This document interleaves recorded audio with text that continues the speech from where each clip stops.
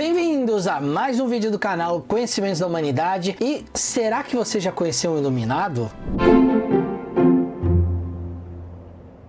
Hoje eu quis trazer um tema aqui para reflexão de todo mundo, que é essa questão da iluminação, de buscar uma iluminação. A gente já falou bastante aqui no canal do quanto é importante o processo do autoconhecimento para alcançar esse tal desse estado iluminado. O que é o autoconhecimento? Bem, essa palavra, como muitas palavras, está muito desgastada. Tem muita gente usando essa palavra de maneira errada, achando, por exemplo, que um curso de fim de semana, em que você vai lá e passa por algumas situações, e aí você se descobre ali naquele curso uma pessoa diferente, que isso é um grande exercício de autoconhecimento. Na verdade, isso é um pouco, porque isso vai trazer para você algumas questões ali para fora, que talvez estivessem mais escondidas, algumas questões emocionais vão se mostrar presentes, mas o processo de autoconhecimento, ele não pode ser um processo de um fim de semana. Ele é um processo de longa duração. Ele é um processo de técnicas, ele é um processo terapêutico muitas vezes. Ele é um processo então que você tem que continuamente testar aquelas coisas, testar aquilo que veio à sua consciência,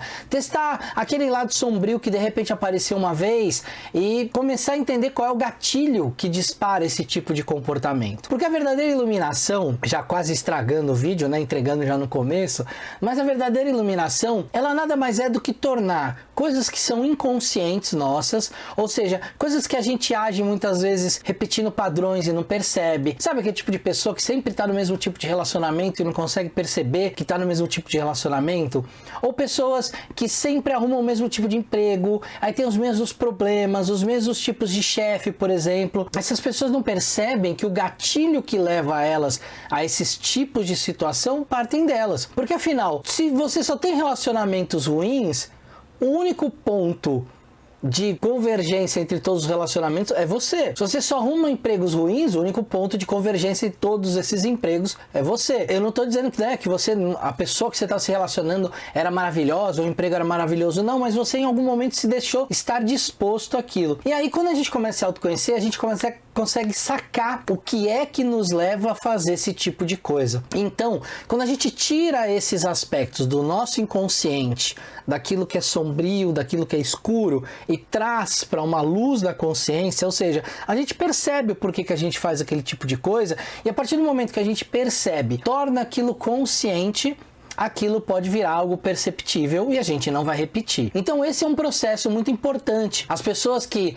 são os iluminados, que a gente está acostumado a ver pela história, elas nada mais são do que pessoas que se conhecem muito bem, que sabem seus limites, e através disso, de se conhecer, de saber quais são seus limites, conhecem também, obviamente, suas potencialidades.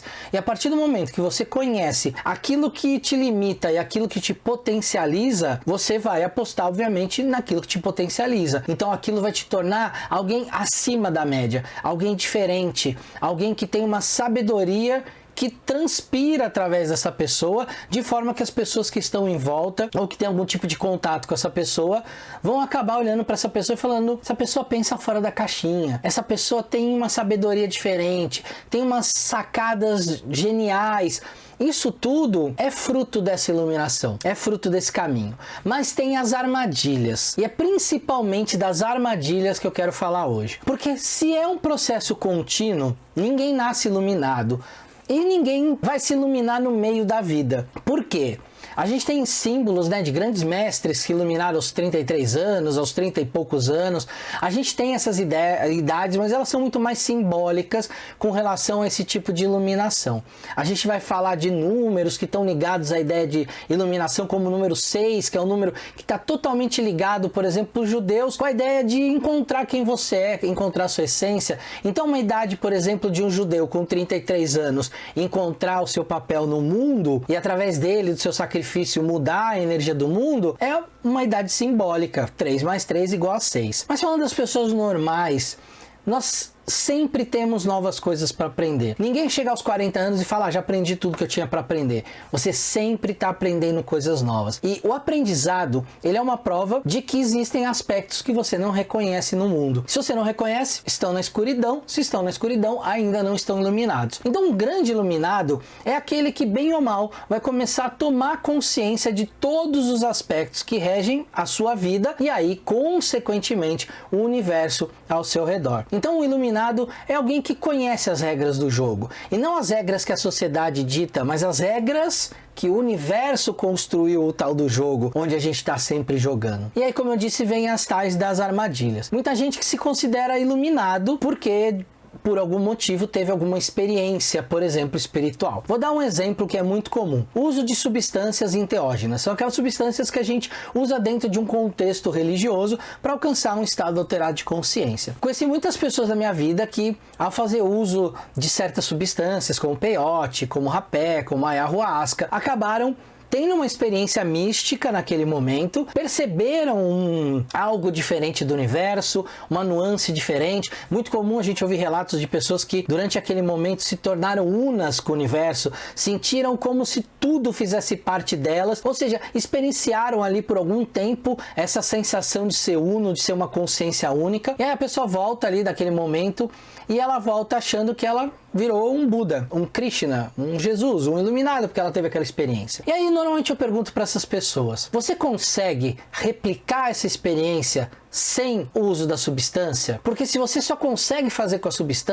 substância que te levou até lá, não você. A substância te deu um glimpse ali, um brilho do que é essa iluminação, não você. Se você não consegue por si só entrar naquele estado, então você não está num caminho de iluminação. Você usou uma ferramenta que te deu um vislumbre do que é aquilo, mas você sozinho não consegue fazer isso. Alguns monges, alguns yogis conseguem entrar nesses estados automaticamente sem o uso de nenhuma substância. Às vezes usando de cantos, às vezes usando de exercícios respiratórios, mas mesmo esses caras que praticam isso o dia inteiro, fazem isso o dia inteiro, eles não permanecem nesse estado o tempo inteiro. Eles atingem esse estado, experimentam esse estado, voltam desse estado e voltam para uma consciência talvez não tão próxima da materialidade, um pouco mais elevada, mas ainda assim estão com a consciência aqui. Alguns estudos foram feitos com mentes desses yogis, por exemplo, e foi percebido realmente que o cérebro deles foi alterado pela meditação. Eles estavam num estado de felicidade um pouco mais constante do que as outras pessoas. Mas esse estado de felicidade mais constante é um estado de paz interna, de não deixar se abater pelas coisas do mundo mundano, não se tornar impaciente, não se tornar raivoso. Mas isso ainda está longe dessa iluminação consciencial que se expande até você ser um. Eles têm esses deslumbres, né, esses vislumbres, né, nesses momentos também de meditação, mas não se tornam. E nem você vai ouvir deles que eles estão iluminados. Mas é muito comum aqui no Ocidente a gente ver pessoas que quando saem de uma experiência dessa acham que já iluminaram. Ou que quando tiveram algum tipo de epifania porque leram algum texto, também encontraram sua verdadeira vontade, sua essência. E isso é uma grande armadilha, porque a partir do momento que você acredita que você já encontrou aquilo, é como se você já soubesse tudo sobre você e não tivesse mais nada para aprender. A partir do momento que você se coloca nisso, o seu ego, que na verdade é ele que está acreditando nisso, ele se fecha a ponto de você não conseguir mais ouvir novas experiências, diferenças, ou até mesmo perceber que muitas das coisas que você fala, como se fossem grandes sabedorias, ninguém entende. E aí normalmente você vai falar: não, é porque a minha consciência é muito elevada. Se a sua consciência é muito elevada, é porque a sua consciência consegue transitar do mais baixo até o nível em que ela está elevada. Se você não consegue trazer a sua sabedoria para as consciências mais densas, isso só mostra de que você nunca saiu de um plano mais denso do que a outra consciência. Porque você acha que está com a consciência lá em cima, mas se você não consegue explicar para uma criança alguma coisa, é porque você nunca foi criança, porque você nunca experimentou o que é ser puro, o que é ser ingênuo como uma criança. Então você nunca conseguiria explicar isso para uma criança. A pessoa que realmente é sábia, iluminada, ela consegue explicar as coisas de uma maneira que todo mundo consegue entender. Não é à toa que a gente pega esses grandes iluminados aí que a gente tem como modelos dentro de certas religiões ou filosofias, e eles explicavam as coisas por parábolas, porque isso era mais fácil para o entendimento de todo mundo. Todo mundo conseguia absorver aquelas lições independentes do seu nível de consciência. Então cuidado, porque se você se acha um grande iluminado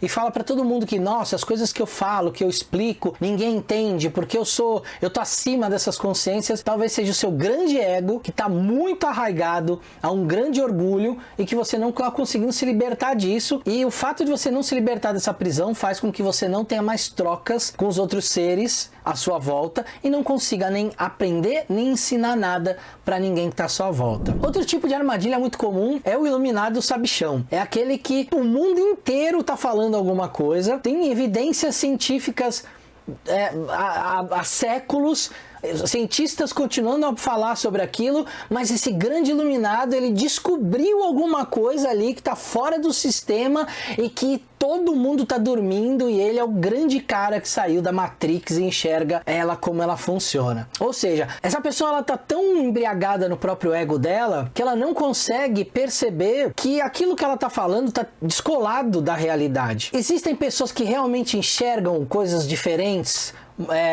enxergam modos de ver a vida de uma outra forma, enxergam mudanças que o mundo precisa para precisar avançar, realmente, mas normalmente essas pessoas, elas trazem ideias práticas, elas trazem conceitos para mudar o mundo e elas dizem o como e o porquê aquilo que está sendo feito. Esses grandes iluminados, entre aspas, normalmente são aqueles que acreditam em grandes teorias da conspiração, como por exemplo, a Terra é plana, existe um grande plano de dominação mundial por algumas mentes. Isso tudo é uma fantasia no fundo. E essas pessoas, elas repetem um tipo de comportamento muito complicado, porque o que acontece? Imagina assim, você tem lá milhares de pesquisadores de uma área falando sobre tal assunto. E a ciência é algo que está sempre se testando, porque a ciência, ela não é infalível. Ela já muitas vezes falhou, e aí outros cientistas foram lá e, olha, isso aqui tá errado. Qual que é o grande barato da ciência? A ciência não precisa de uma personificação. Ela é um método, e ela serve para certas coisas muito bem.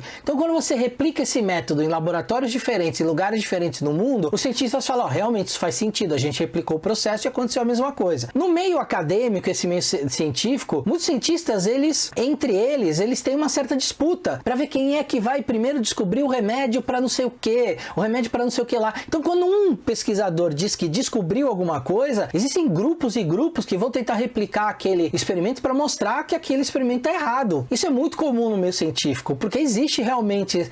Então, quando você tem um consenso entre os pesquisadores de qualquer área, de governos, de universidades públicas, centros públicos de pesquisa, privados, é bom você ter a humildade de olhar e falar assim, ok, parece que existe um consenso aqui, isso foi replicado em laboratório, eu tenho que dar um voto de credibilidade, pode ser que isso funcione. Eu tenho direito a duvidar, eu tenho direito a questionar? Tenho. E quanto mais eu conheço sobre o assunto, mais eu tenho esse direito. Quanto menos eu conheço, eu vou ficar dando só a orelhada. Mas dentro dessa ideia, quando a gente tem, por exemplo, algo já bem fundamentado, e aparece alguém falando assim, olha, tal coisa não é isso é um grande plano de dominação global, você começa a olhar e ver que essa pessoa está muito descolada da realidade. E quando você conversa com ela, você vê que ela acha que ela enxergou uma verdade que ninguém enxergou. E aí o que acontece? Em qualquer meio existem seres humanos que de alguma forma se alinham com esse tipo de ideia. Ou por questões econômicas ou por questões de ego, né? Porque, eu quero ser diferente, eu quero ser o cientista que descobriu um negócio diferente. E aí essas pessoas produzem conteúdos. Então vamos,